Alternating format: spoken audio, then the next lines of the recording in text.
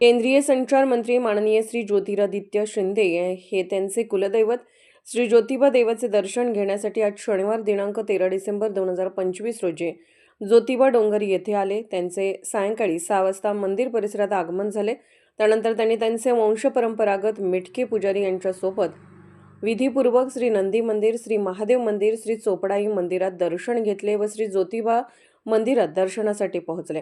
त्यानंतर त्यांनी देवादिदेव श्री ज्योतिबा देवांच्या चरणी गुलाल, पुष्पहार नैवेद्य अर्पण करून श्रीचे दर्शन घेतल्यावर त्यांनी श्री काळभैरव मंदिरासह मंदिर परिसरातील इतर देवी देवतांचे दर्शन घेतल्यानंतर त्यांनी श्री छत्रपती शिवाजी महाराज यांच्या पुतळ्याचे दर्शन घेऊन त्यांना पुष्पहार अर्पण केला। यावेळी श्री शाहू वैदिक विद्यालय शाखा श्री क्षेत्र ज्योतिबा डोंगर यांच्या वतीने पुरोहित श्री विश्वास जुगर गुरुदेव व श्री उमेश शिंगे यांच्या वतीने श्री ज्योतिबा मंदिरात वंशपरंपरागत पूर्वापार चालत आलेल्या काही सेवा या बंद असून त्या सेवा खंड न पडता पूर्वापारप्रमाणे श्री ज्योतिबा देवांच्या सेवेत पूर्ववत सुरू व्हाव्यात अशा मागणीचे निवेदन त्यांनी माननीय केंद्रीय मंत्री श्री ज्योतिरादित्य शिंदे यांना दिले।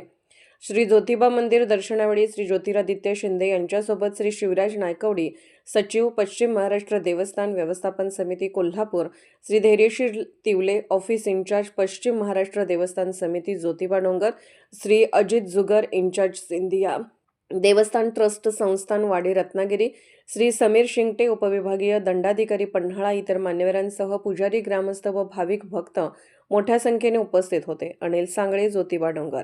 देवादिदेव पूर्ण ब्रह्म सनातन केदारनाथ यांच्या पूर्वीपासून पूर्व परंपरेने ज्या काही सेवा आहेत त्या बऱ्याच अंशी खंडित सेवा आहेत आणि बरेच वर्ष झाले खंडित आहेत।